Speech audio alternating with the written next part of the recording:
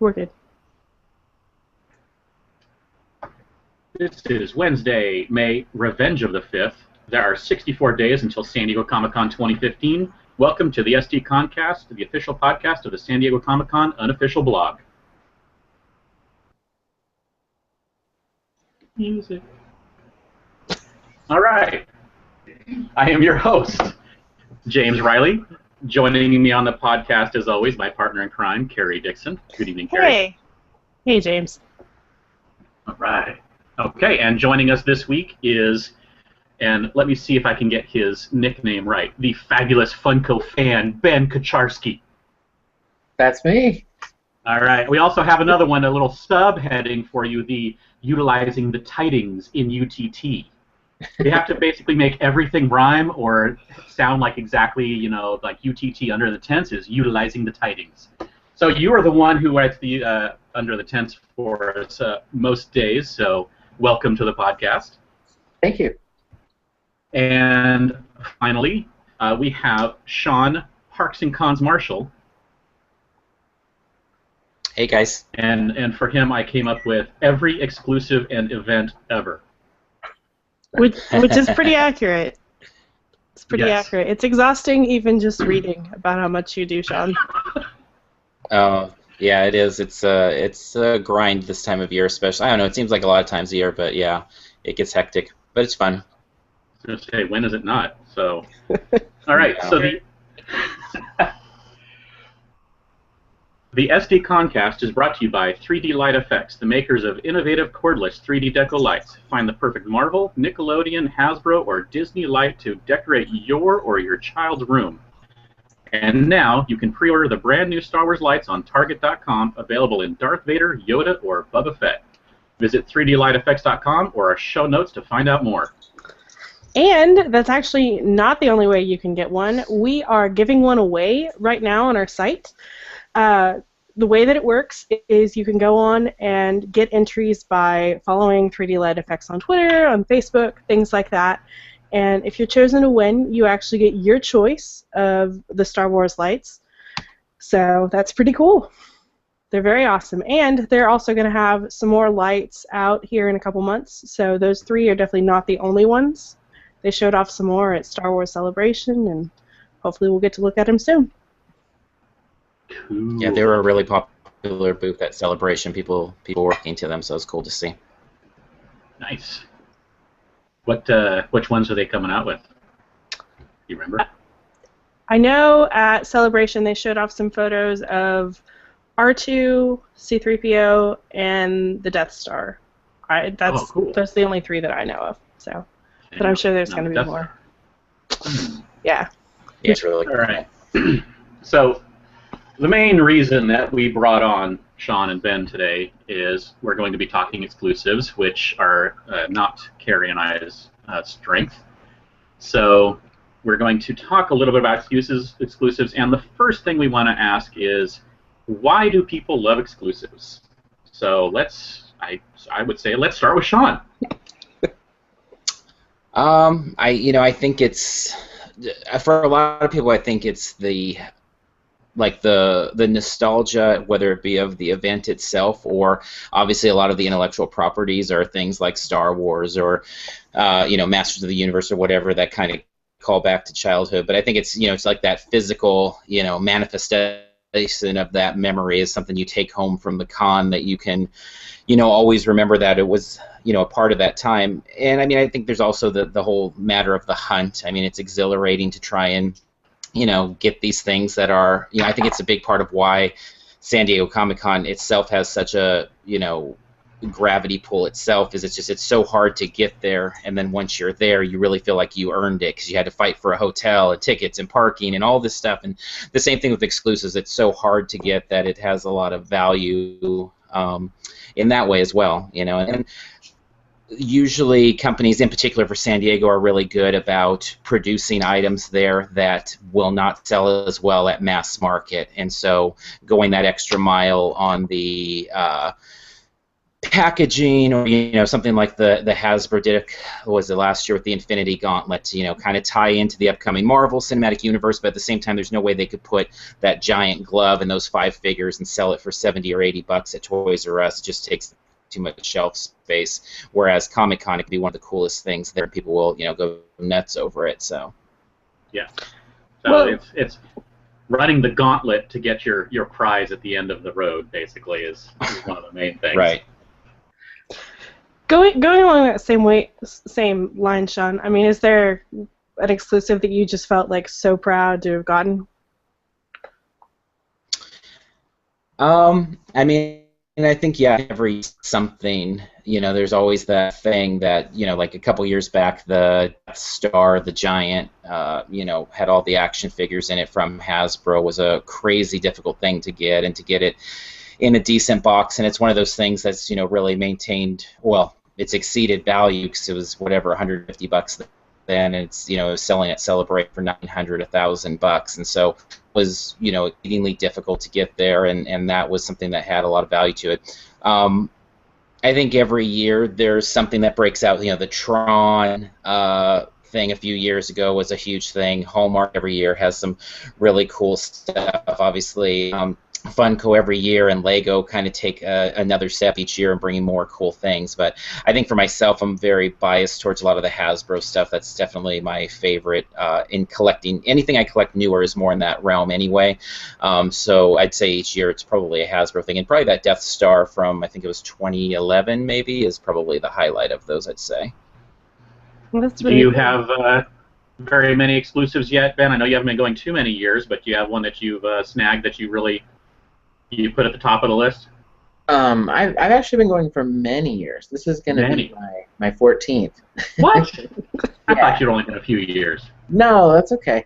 I think that my all-time favorite that I've collected up until now, and this was a super recent acquisition, was the blood-spattered Hannibal Funko Pop from this last year.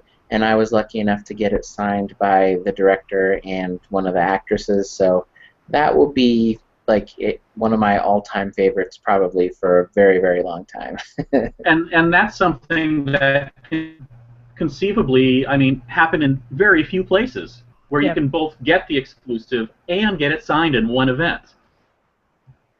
So that's another thing that people really enjoy getting exclusives at Comic-Con for. Yeah, Exactly. definitely. That's one of the things I like a lot. And then something just to kind of throw out there, I think it's interesting that Sean and I have such different taste. I don't do Mattel or Hasbro at all. So I do some of the more, not necessarily fringe exclusives, but I go off and I love the Funkos. I'll do Tokidoki. I'll do Bear Bricks. You don't necessarily have to do, the 2 big ones to still be hunting exclusives, which is still a lot of fun. Considering how large that exclusive list gets during the months leading up to it, yeah, I believe it. You can pick like a tenth of that list and still spend your entire weekend hunting those things down. Definitely. Yeah, and that's a really good point, because we get a ton of questions to get to Comic-Con where it's like, well, I want to get the Funko thing and the Hasbro thing and the Mattel thing and the Lego thing, and I want to see the Walking Dead panel, and I want to go to game, and it's like, in the end, it's a great point that Ben makes. Every row has tons of exclusives just about in it, and you really do have to prioritize. Mondo could have been somebody's entire con experience many years, or Lego or whatever it is, and so you really do, just like everything, it's all about opportunity cost and making those choices of what hits closest to your heart. If there's anything that you'll feel like the con was a lesser experience for you if you leave there without it. For me, these items have no value. I have no interest in buying them on after. To me, a big part of it is getting it there and having it as that kind of keepsake from the con.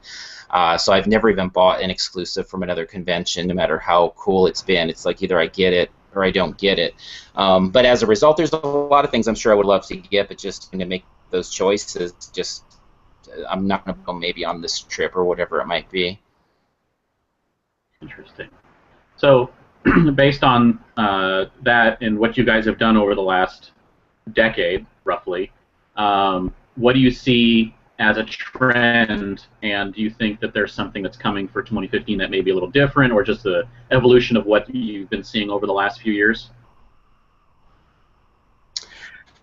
Well, I think there's two sides to that. One, in terms of like the manufacturing, just the repaints has become more and more of a thing of taking something and putting it in a different package or giving it a different color, and selling it as an exclusive, because there are people that'll buy something just because it's an exclusive. So that's definitely become a thing. But I think at the same time, it's also some of the companies have really stepped outside themselves to try to tie into things, like Lego has done a lot that kind of ties to whether it's movie or TV, so going with a Green Arrow, minifigure as a giveaway, or going with a Rocket Raccoon, ship as an exclusive, things like that. The other side, though, I think the biggest trend that I've just seen over the years is more and more of the kind of attendee seeing that there's money to be made off of these items and buying them for the sole purpose of reselling, and that becomes part of why it gets so much more crowded and more difficult. Really, there's the entire line for the My Little Pony. It's for the My Little Pony plus these 10 things to be able to sell, or whatever it is. It's Celebration. It was interesting because the Gentle Giant booth, for example, with the droid exclusive, which was really cool. See, that was like my #1 thing I wanted to get, and immediately on the first day I knew it just wasn't going to happen, because we were on the floor in the first 200 people there, but because of they have a VIP thing and then vendors switching badges, things like that, and it was sold out within those first couple minutes. But right, like 2 booths over, there was a long line vendor of people selling that exclusive to them. So just regular attendees buying the exclusive, walking 2 booths over, selling it, making profit, and making a good few $100 for the day just to start their day off. And so you see more and more of that at the cons, where you'll wander around the general vendor booths and see the thing that you want from Hasbro, Mattel, or wherever sold there for twice the price, 3 times the price, or whatever it is, and that just makes it even much more competitive than it was, let's say, 5 years ago. Right. It's kind of a bummer, but it's the way it is when they make them limited like that. Right, yeah. Yeah, I mean, with any of the cons, I would love to see, just like I'd volunteer myself to be just like, hey, it's totally fine to sell it to the vendors there, and they can resell it on eBay or outside the con or whatever. But on the floor itself, I just think it kind of diminishes the fan experience a little bit, because a lot of people don't understand why whatever the figure is $500 across the row, and it's was $100 over here, and obviously that's Right. just capitalism. But it'd be nice to see them at least have to wait a year and bring it back to the next Comic-Con, or bring it or again sell it on or whatever. But it is what it is, and as a result, you just have to kind of know that in. And it's why I tell people that getting the exclusives can be like a passing interest, unless it's something that you're okay just checking on Sunday. Like Entertainment Earth, for example, have a bunch of stuff left over on Sunday, and you can just kind of wander in. Mattel will. But if it's like a real big thing that you want, you really do have to dedicate the time, just the same as if it's the Marvel panel or the Walking Dead panel or whatever it might be, and be ready for that. So is that, in your opinion, like the biggest quote-unquote trick to getting the exclusive, is just being willing to dedicate the time? I think you had said about this at the end of last year, because I thought what you did was so cool, trying to get the Avengers thing, the signing. But I think you experienced, you were trying to get, obviously a swag of getting into a signing and getting things signed. But that's such a good example of really how it works, because I know that's one of the things I'm really big on, just like being honest with how it works. And so it's like preview. If you're in line for Hasbro Preview Night, you have no chance of getting into that booth unless it's a dumb luck thing. So we actually had that last year, is because we we know, because we've seen before from the vendor side of it, it's capped under 15 seconds or so. It's hundreds of bodies slamming into each other, and it's capped. And so you're not going to make it there from anywhere anywhere else. But they moved the line because it was such a crazy thing, and so they moved it against the wall. So Carmel had gone to to Hallmark, which always does, and all of a sudden the Hallmark line became the Hasbro line because they just started smashing bodies against the wall, and she was one of the bodies smashed into the wall, and she all of a sudden was in, and it was like this amazing thing. So for sure, and having a game plan just like you had. And then being ready, though, that things just change, So we do all these little tip videos, which always go over pretty well for the various exclusives, and a lot of people say that they have success with them, and I'm happy for that. But also at the same time, we never know what's going to happen that day or that night. And the Hasbro one was a great example, it actually seemed we were talking about because it seemed very hypocritical, because we're like, just avoid Hasbro on preview night, and then all of a sudden we're good on Hasbro. And it was just because we were going for Hallmark, but Hallmark became Hasbro, and it was just, dumb luck that ended up working out. Right. But otherwise, it would have been being at the con at 4 in the morning and hoping, basically. Yeah. What about you, Ben? How have you had luck getting your exclusives? So I think I'm a more casual exclusive collector. I am not hardcore. I do not wake up at 5 a.m. I don't camp in lines. But I think it has a lot to do with, like Sean said, if you're going for Mattel or you're going for Hasbro, that has to be the plan from the very beginning. And so with Funko, I've sort of lucked out in the past. You kind of just sort of revisit that section of the convention center, and when you see that the line has gotten a little bit shorter, you can usually get into it, and then you're okay. Then there's other things like the Bear Bricks, the Tokidokis. There's a vendor, 258 West. They sell, I guess, authentic autographs. They always have something off to the side. Most people don't know that they're there, and so you can just kind of wander up and buy the thing that you were looking for, and it's not something where there's already 500 people in line. And then a little bit differently than Sean, I am okay with buying my stuff on eBay after the fact. I feel nostalgic knowing that I was at the convention, and happy to have gotten the item that I wanted to get. But at the same time, I can dedicate my time to things like panels or signings or things like that, and still end up getting everything I wanted to get, even without having to camp or brave the lines.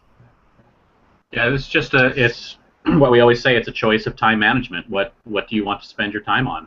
And how much of your money is your time worth? Yep. Yeah. And it's a good point because, the market dips too. There's times where you can get really good deals on some of these exclusives online, where you're only paying, a few dollars more than, and it's well worth, being able to skip the line. So it's a really good point. Set up, if you can be patient, especially, and set up those saved searches on eBay and just kind of stalk them, and you'll find things for good prices at various times. So during the con, usually right after is some of the worst time, because there are a lot of people with regret that then hit the market. But if you can wait, 6 weeks, or even sometimes the pre-sale stuff, people will be selling a lot of stuff on eBay in May and June. As things are announced, they'll pre-sell them. And the market will be high, and then it'll dip some as it leads up to the con. And so if you going into it are just like, I just know it's going to be crazy and I don't want to deal with it, that could be a way for you to go. Well, speaking of the pre-sale, let's talk a little bit about, there's a couple different ways that the pre-sales can work, obviously. One is just you pre-order it and then you pick it up at the convention. But then there's the other way where you can pre-order your exclusive and have it, say, shipped to you after the convention. What do we think of the policy of not so exclusives? Oh, yeah, I'll go first. Go for it. No, go ahead. I have a line I draw on what is actually an exclusive, technically, and that is, are you required to pick it up at the convention? And it doesn't matter if you can purchase it before or not, but if it's only available for you to pick up at the convention, that's an exclusive.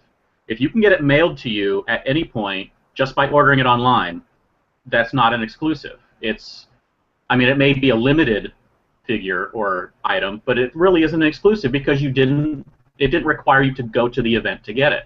So that's what I think. I think that all those ones that they call exclusives really aren't exclusives especially, I mean, I don't mind if they have them there and then they take them, if they don't sell out, if they have a few hundred left and they make them available online after the fact.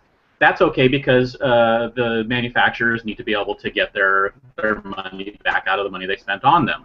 And if they show up at Toys R Us, whatever, that's fine because initially, you still, if they had sold out there, they would have only been available there. So that's where I have it. I'm not an exclusive hunter, but I feel, that there's definitely a line to where what you can call an exclusive and what you can't. Now everyone else can know. And yeah, I was and gonna say. I agree.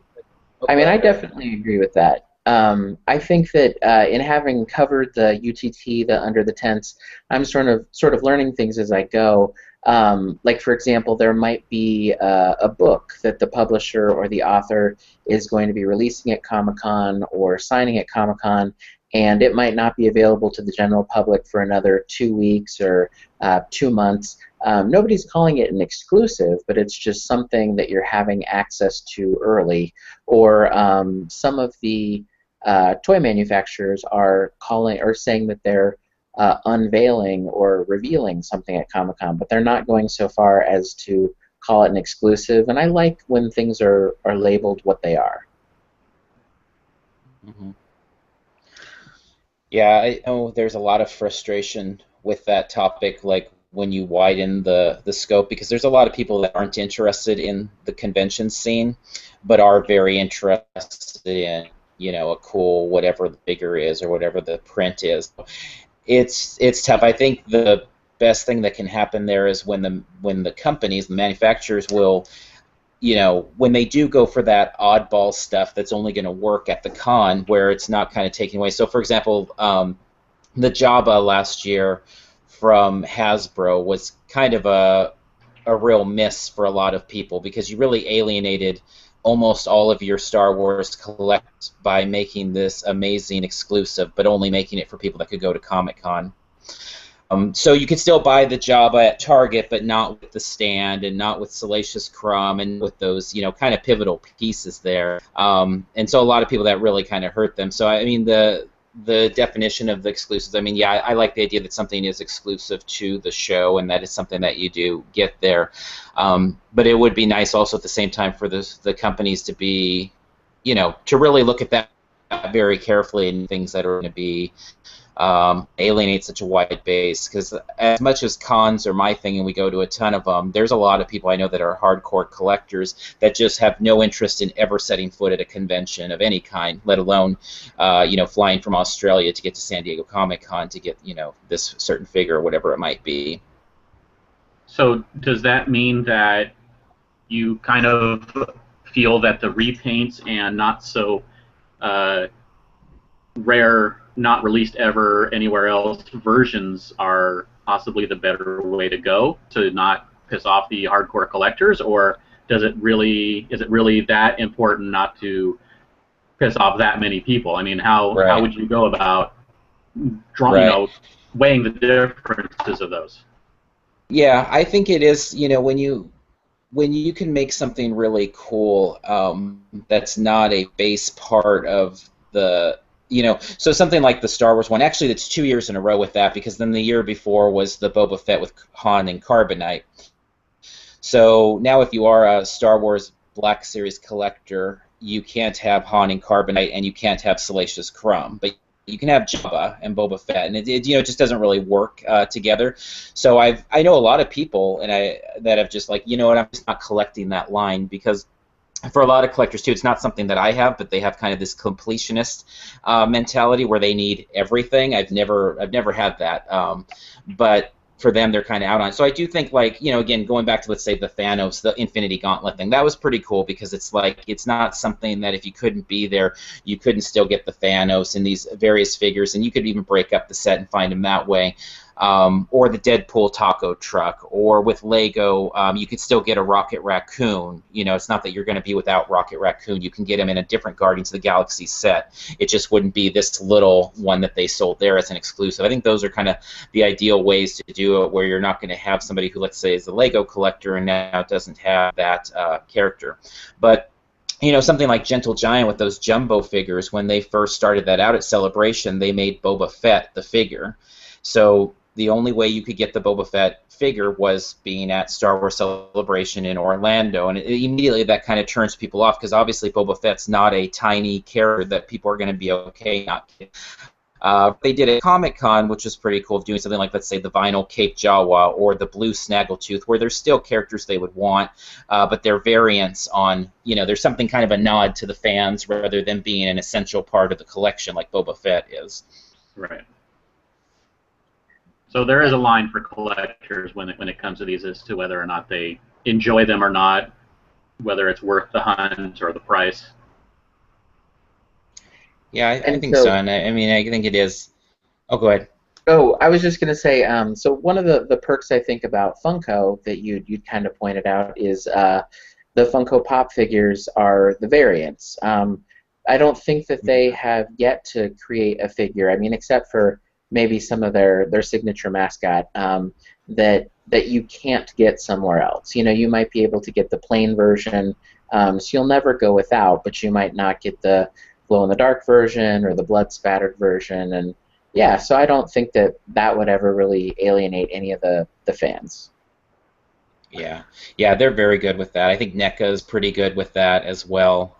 There's a few that really do seem to have their finger on the pulse of that. And then, I guess some of the others, it's like they know they're big enough maybe where it doesn't really matter. As people will either buy off the increased price, or they will be there, or they'll just collect most other things otherwise. I don't think Hasbro's struggling for business with as big of a branch as they have, but it may shoot themselves in the foot at some point with some parts of it. Right. Okay, cool. So I think we already went over some of that, but is there anything that you are looking forward to being there this year that you think maybe, or just you hope shows up? Start with Ben. It would be amazing if they... Oh, I'm sorry. No, it's okay. My answer is going to be short. Not really. I want more cool Funko Pop figures. I always like the Tokidoki exclusive figures. I don't know if you guys remember, but a couple of years back they had the gold and the silver unicorns. Those are just kind of fun. Maybe some of the 258 West authentic autographed items. Like in the past, they had a Matt Smith Doctor Who autograph card, and I think it was like $20. It was crazy. They do it for a lot of the CW stars and things like that, but I'm not really looking for anything new. I'm just looking for more of the same, which is stuff that I really like. What about you, Sean? I think it's possible. It's a bit of a reach, but I think it's possible, and if it happens, it'll be level like billion nuts. But that they could do the Force Awakens something, and there's precedents from the past because Star Wars has always done that. That's always been a Kenner thing, and then a Hasbro thing of doing these Akbar back in the 80s, or Mace Windu back in the 90s, things like that. So they've shown obviously pictures of BB-8 and Kylo Ren and these various characters, so it wouldn't be out of the norm, and in fact it would almost seem to be it would keep with tradition if there was a figure there. It may not be the most exciting thing in the world, just this figure with no real background on who they are or what their role in the movie, but it wouldn't seem crazy that there would be a BB-8 figure there or something like that. Now, I don't know. Obviously, it's a different era with Disney in control, and they're managing that property visually with everything from the parks to everything else. So I don't know that's likely out, and you guys put on this that they should be showing figures there for Force Awakens, which will be crazy enough as it is, but I think that could happen. It's something I think would be really cool and a neat kind of way to give Comic-Con something, because I don't think San Diego is going to see a lot of Star Wars in terms of, with D23 and Celebration and all these things, and I don't think in the future Comic-Con is going to see a lot of Star Wars relative Disney didn't own it, so I think that could be a really cool thing to get people. They did announce, what is it, September 4th is Force Friday, Midnight I think Madness so, for the yeah. toy release, so that's kind of bringing back an old tradition, and I don't think it'd be out of the realm of reasons for a few months before that for them to have something in there. I don't think so either, especially considering, like you said, that they're going to be debuting a look at the toys there anyway. So I agree. I don't think Right. it's out of the question, and we already know for sure that Hasbro's doing something for Star Wars, which they do every year, so that's not really shocking information, but Right. should be good. Yeah, and it'll be, and I mean, the thing, like, the biggest advice to give people about the exclusives and stuff, and is it's like if you're a panel person, if you just imagine like whatever, the Walking Dead panel, but you're battling the Game of Thrones people in line, and you're battling, all these different fandoms in line. But then, if you imagine that on top of it, people could kind of buy their way into line for $500 and stuff. It's like that. It creates a whole nother dynamic there. And so that's kind of the tough thing with the harder to get exclusives. And if they do anything Force Awakens, that will just intense. It's hard to imagine it being crazier there than it has been. But I think it would be even more so because right now, what the Force Awakens, $200 on eBay from Celebration, even Force Awakens. But I mean, they just people go nuts over stuff, and so it would be interesting if they do something. It would make that really a crazy part of the con for sure. Yeah. Well. Yeah, that would be. And we haven't seen a physical copy yet of Vanity Fair, but someone on Twitter last night is a subscriber and got their copy, and it did mention in the Star Wars article that they'll have some form of presence at Comic-Con, so it's not out of the question. Very cool. Mm-hmm. Right, very cool. Yep. Okay. Well, do we have anything else we wanted to talk about with the exclusives? Yep. And if anyone has questions who's watching right now, you can either tweet us at SD_comic_con, or there's even a Q&A app if you're watching on Google+, so feel free to ask any questions. But if nobody does, shall we move on to the news? We'll move on in just a second Okay. because people might have a second to ask a question, see if there's anything else I wanted to talk about exclusives.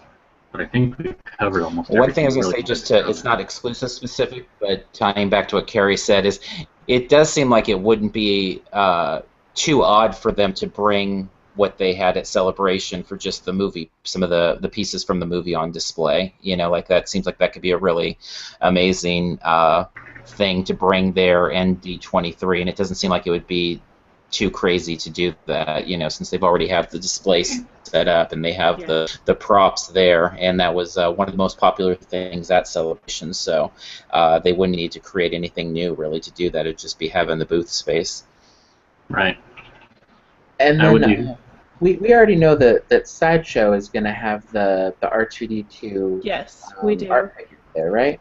R2 Me Too, I think, R2 Me Too, yeah. Which is basically, I forget the exact amount, but it's like 50 or 60 custom R2-D2 Sideshow figures that people have taken and done really cool artsy things with. So they're going to have those on display. Yeah, those are Sideshow cool. booth. Oh, it's like the Vader mask they did a couple of years ago, right? Yeah, in that there was a really cool Buzz Lightyear R2.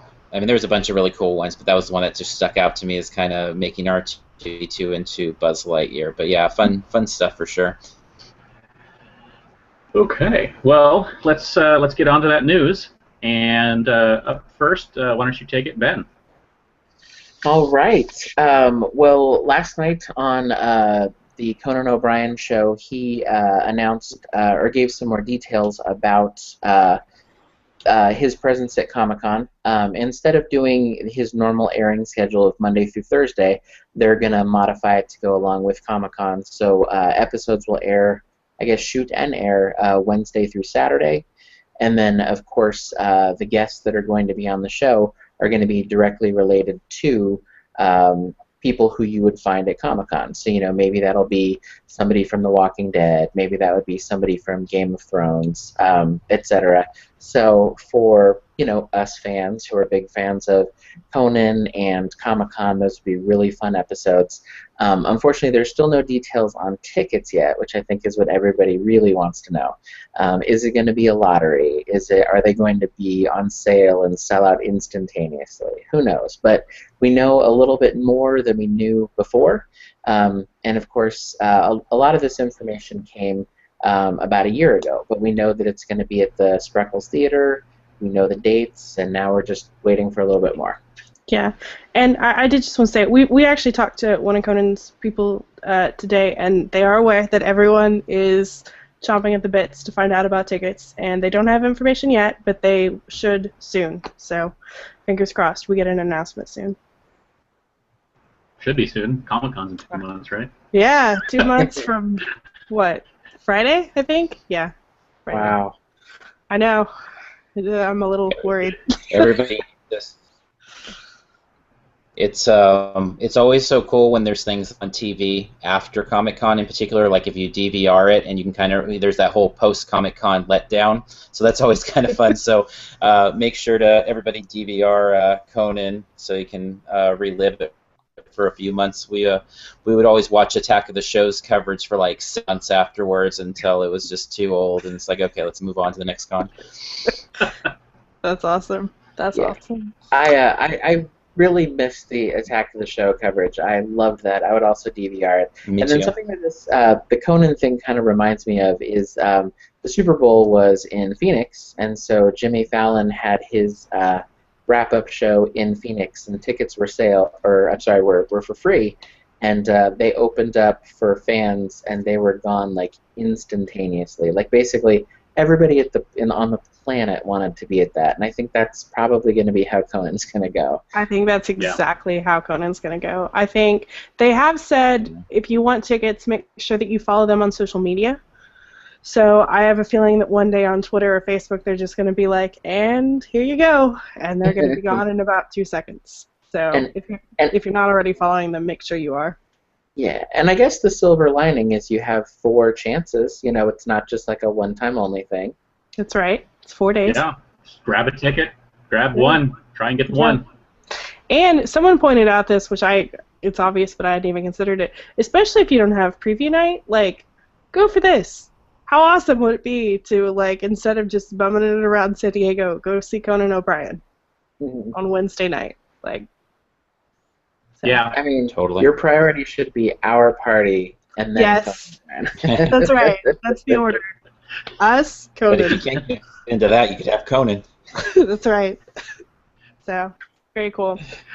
Wow, that's definitely not the only thing that happened over the last week. On Friday, tickets for, I never even know how to say this, Sherlock DCC, they went on sale.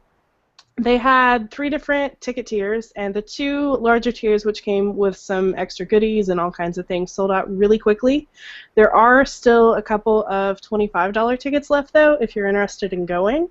And if you've never been, it's basically just a hangout for Sherlock fans. They do games, they feed you. I believe they had a photo booth last year.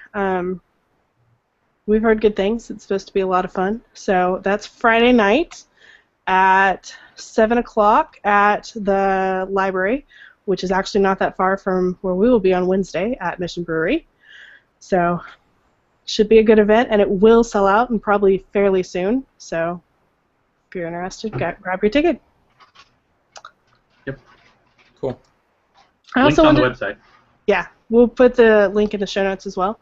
But I also wanted to talk real quick about what is coming up next week, which is Upfronts. Which, if you're into TV at all, Upfronts are basically like draft picks. It's like who's going to get drafted to be on the team next year, who's going to get cut. It's my Super Bowl. I love Upfronts. But in terms, really, I do. I love it.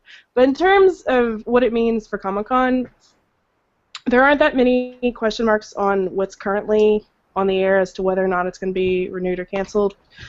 the big question marks for Comic-Con shows are basically like Agent Carter, Agents of S.H.I.E.L.D., which everyone's pretty sure is going to get renewed, Once Upon a Time, which everyone's pretty sure is going to get renewed, iZombie, The Following, Elementary, and Constantine, which everyone assumes is not going to be renewed. But, so we should know about the fates of all those shows next week as upfronts are going on, and each network presents on different days. But the main reason that I love upfronts is basically because you get to see all the new TV shows that are going to come out. Typically, the networks release trailers and first looks pretty much instantaneously with their upfronts, so you get to kind of see what will be coming to a TV screen near you in the fall or spring. And we will be doing our annual What TV Shows We Think Are Coming to Comic-Con later this month, but you can pretty much go and watch the trailers and figure it out for yourself next week as well. It's usually not that hard to figure out. I mean, we could play the game.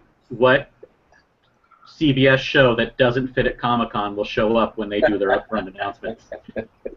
Pretty much, yeah. And I will probably be sleeping again through the pilot for CBS. Third year running. So, good times. But upfronts are really cool, so you should pay attention to the news for those next week, because it's an industry thing, but it actually means something for Comic-Con, and it means something for what's coming to a TV screen near you. And it means something for your favorite show if you were thinking it might be on the bubble. Yeah, it does. It means quite a bit. And I have a confession. I am a CW fanatic, and they announced these new shows that are pretty much guaranteed to be terrible. I know what I'm going to be falling in love with very, very shortly, and it's almost always going to be represented at Comic-Con, which makes me very excited. Yeah. Yeah.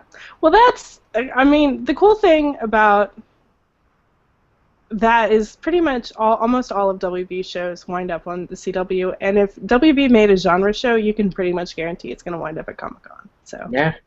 Yeah. It's kind of nice. Thank you, WB. Yep.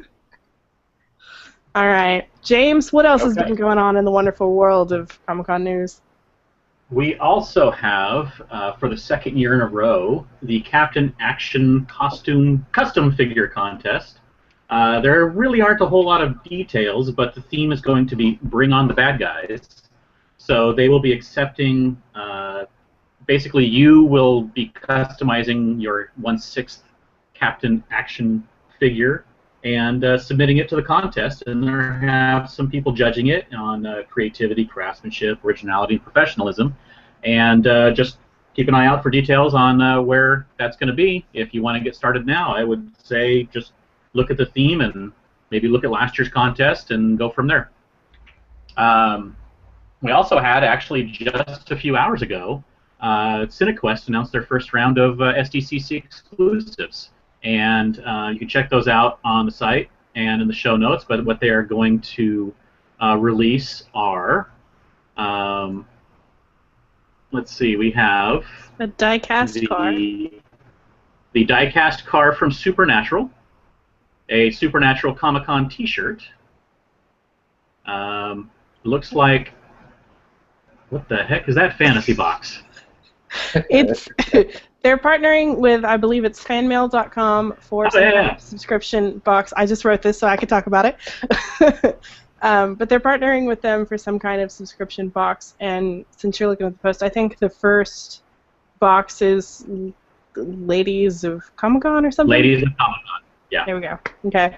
And they'll also, the other exclusive they'll have an exclusive variant cover of IDW's Orphan Black #4. So. There you go. There you go. So, and this is the first round from them, so there'll be more? I don't know that for sure, but I know last year they announced them in waves, so I would think there's a high possibility there could be more. And these are some of the ones that you can actually get on their website, whether you're going to the show or not. Yeah. You get to pay a whole penny less if you're going to the show. I thought that was kind of funny, actually. I thought it was really funny.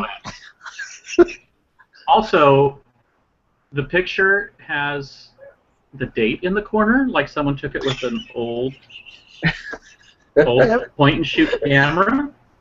Yeah. Was that like a stylistic choice, or was that just something that happened? You'd It's have funny. to ask them that. It is pretty funny. All right. Yeah. So as always, as we mentioned earlier, and the Wednesday. What is there to do on Wednesday? Well, There's our Carrie, party. there's our party, but Unfortunately, if you wanted to go, pretty much all the tickets are sold out. We have a couple of $500 packages left, which I realize is not really in everyone's budget. And trust me, if we could fit more of you guys in, we would. But the venue has a set capacity, and we have pretty much reached the ceiling of that. But even though you can't come to our party, if you don't already have a ticket, you can still go on and grab our hashtag t-shirt, which this is going to be the only way that you can purchase this shirt. We've had questions over the years about how to get it, and the answer is this campaign right now. It's really cool. There's one behind James right now, the back of it, but on the front you can write your own hashtag. There's a blank space for that. Are you going to show us, James? I Yeah, that tried, didn't really but work. it's pinned up there. So. That didn't really work. That's okay. But we are about $450 away from our next stretch goal, so we would love your help to get to that. If we get to $18,000, we are going to be adding a dessert bar for everybody who attends so that you can have some food. There will also be food trucks posted outside, so you can also get food there. But we'd love to be able to give you guys some food for free since you were nice enough to come to our party. And we've got There a you couple... Oh. Nice. There we go. Now I put it on. Now, if I talk a lot, then it's going to show me on the screen, right? Yes. Yes. So, There but we go. as you just saw, assuming you're not listening to this only, you can write the hashtag in, which is pretty cool. But we have a couple more things to announce for people who will be attending the party. First of all, we've got a couple more giveaways that we'll be raffling off. We already announced that we will be raffling off 2 tickets to Walker Stalker Fan Fest, 2 zombie tickets to The Walking Dead Escape, the golden ticket of Comic-Con, the Hasbro VIP Fast Pass, which gets you straight to the front of the line. And we are proud to announce today that we will have a couple of 6-month subscriptions to Loot Crate that we will be raffling off. And we also have 2 really gorgeous prints from NinjaBot that we will be giving away. And on top of that, absolutely everyone who attends our party in your little goodie bag will also be getting a little print from NinjaBot. So thank you, NinjaBot. That's pretty cool. That's Yeah. awesome. And they are cool. Sean, you've got 2 of them, don't you? Oh, yeah, they do great. Great. So we con in November, and wow, it's really cool takes. If any, well, I'm sure not everybody that's listening checked them out. Go to their website. It's just ninjabot.com, right? I think it's the NinjaBot, but we'll include a link in the show I notes. believe. Yeah, definitely. They have really, really cool stuff. Like, their takes are really original and unique on all of the superheroes and wars, and just really unique takes. We have a Gotham one that's just, it's kind of like this outline. It's just the pearls dropping to the ground from when Bruce Wayne's parents are murdered, and it's like you kind of have to, just take a step back to get what it is, and it's awesome. They do really cool stuff. They do.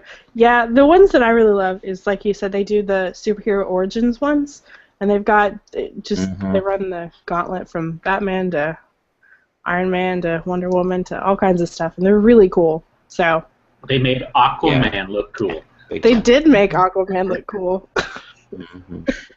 So, like I said, everybody who attends our party, you will be getting a lovely print from NinjaBot, and then we'll have 2 of the larger ones as well to give away. So, good times. Sweet. Yeah. All right. So hashtag shirts and hashtag shirts.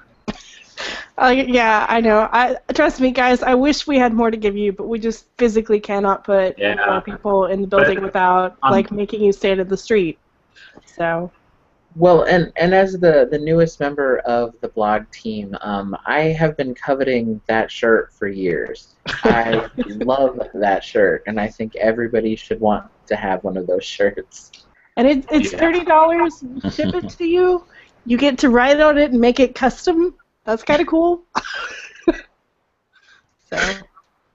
And you'll help us get to our next stretch goal, Yeah. which gets everybody dessert. Yeah, and I want dessert.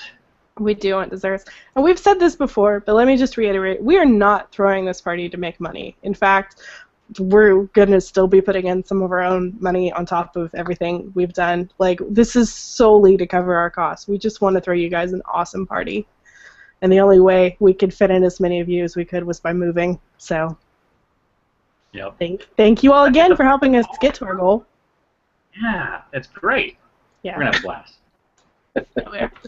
All right, so the mini news announcements we have are the 13th wave of SDCC special guests was announced, even though we thought that it was done, and it looks like there might be one more final week next week. I thought So- last week was going to be the final one, and we're still going. I know, it's like the Return of the King here. Yeah, Just keeps going. The ending, multiple endings. that's right. And all of this news, little bits of news, everything that doesn't get its own post is in the Under the Tents column, which Ben writes most of the time, whether it be at 2 o'clock in the morning or 2 o'clock in the afternoon. It doesn't matter. He's working on it. And so you can just get all the news there, and it's starting to come out a little bit more often now. I mean, just a few weeks ago, we were only doing 1 or 2 a week, and now we're doing, what, 1 every couple of days or so? Yeah, usually every like 3 one every days? other. Usually every other. So- We'll have one tomorrow. And they're gonna be daily soon, and then they're gonna be twice a day. Just every little bit of news is gonna be there. Also, go ahead, Ben. I was going to say, I guess for anybody who doesn't know what Under the Tents is, because I didn't know it a while back, it's a posting that we have on the blog, and rather than being one big news story like we know that a movie's going to be there, or we know that Walking Dead's going to be there doing their event again, it's a whole bunch of little awesome tidbits. This vendor's going to have a booth. This cosplay person is going to be doing their cosplay thing. This artist is going to have exclusive prints. And so it's just easily digestible little bites of news, ranging between like 10 and 30. And then when you're done, you know a whole lot more than you did before. Yeah, for sure. And the other way you can get our news is the weekly mailing list. Right, Carrie? Yep. Comes out every Tuesday.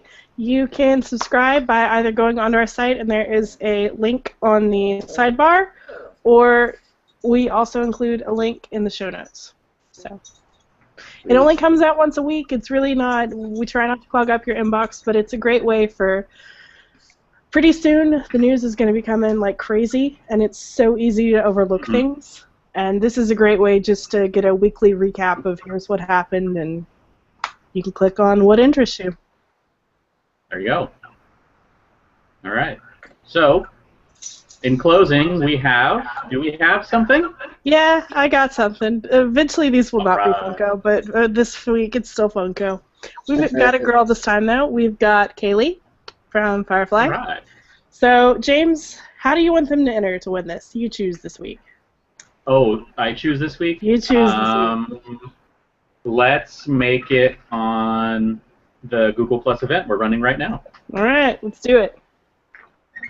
And So- you have to, what do we want to make them say? Oh, someone pick what we want to make them say. First person who gets one wins. No one has anything? Then we're going to go with Avengers Assemble. Avenge. Oh, Avengers Assemble? Good enough. Avengers Assemble. Great. All right. So the first person who goes onto the Google Plus event page and comments with Avengers Assemble, you have won this Kaylee Funko Pop. So there's always a lag, which is the great silence on our weekly podcast. Yeah, pretty much.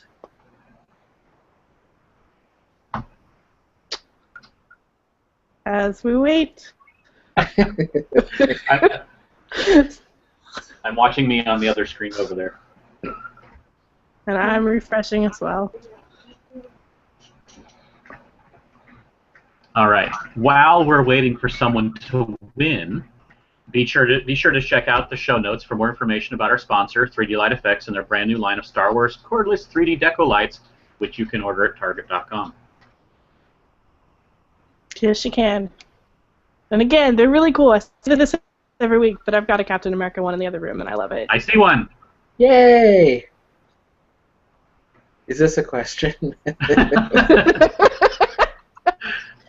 That's No, great. it's a statement. It's a statement. Okay, I see two, so who did it first? Is there a way to... I don't know that there is. So, I'm going to pick. I'm saying it was James. Thank you. All right, I get it. Different James. okay, I'll tell you what. I've got a Jane in the other room as well. So, Woo-hoo! James, you, since Ben decided you won, you get first pick of one, and Gabriel, you get the other one. So, All that right. work for you guys? What both of you need to do though is shoot me an email, because I have no idea how to work Google Plus beyond the contents of this chat room. So shoot me an email at sdcomiccon.blog@gmail.com with your names, and let me know that you're who you are, and we will get these to you. So, cool. Sweet.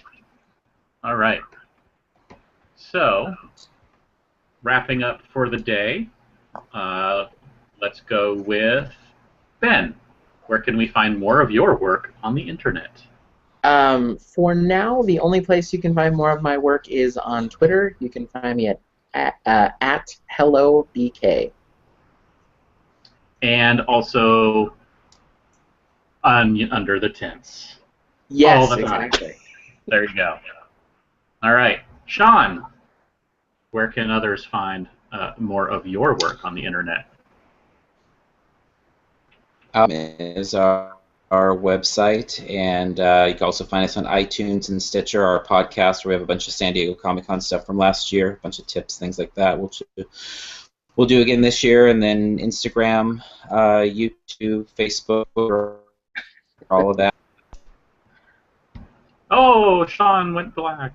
Oh, there he's back. Okay. So basically, Parks and Cons, in case anyone didn't catch that, just search Parks and Cons. You'll find his YouTube, his Twitter, his website, all that stuff. Podcast. You want to see stuff about all the theme parks in Southern California and conventions within 6 hours of California, so all that stuff. He is in every single one of them, pretty much. Yeah. We try. We try. And sometimes you wonder how he gets to all of them when he does 2 or 3 in one weekend. I know. Seriously, it's just exhausting watching you, Sean.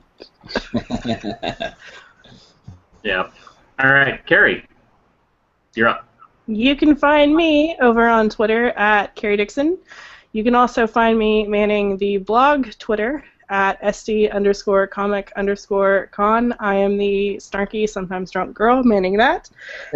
You can also find us on SDCCblog.com. And James, what about you? Where can we find some more of your work? I am on Twitter and Flickr and pretty much every social media as Dan Riegel. And you can check out our website, geekshotphoto.com, which is the one that my wife and I take photos for and do things like steam-powered giraffe photo ops and such. So that's where you can find us, Dan Riegel or Geekshot Photo. All right. We are on iTunes. If you'd like to subscribe, the links are up on the blog, or search for SDConCast. If you like what you've heard so far, please review us. We are also on Stitcher Radio. The link is in the show notes. If you want to get a hold of us, you can send us an email at sdcomiccon.blog@gmail.com, or on Facebook at facebook.com/sdconblog, or tweet us at sd_comic_con. I think that does it for this week. Thank you, Ben, Sean, and Carrie. And until next week. Thank you. Until next week. Bye. Thank you. Nope. No, that is wrong. What? Until next week, everybody. Go Go Schwarber. We'll work on that. There. We never get that right. All right. Bye, Bye, guys. everybody. Bye.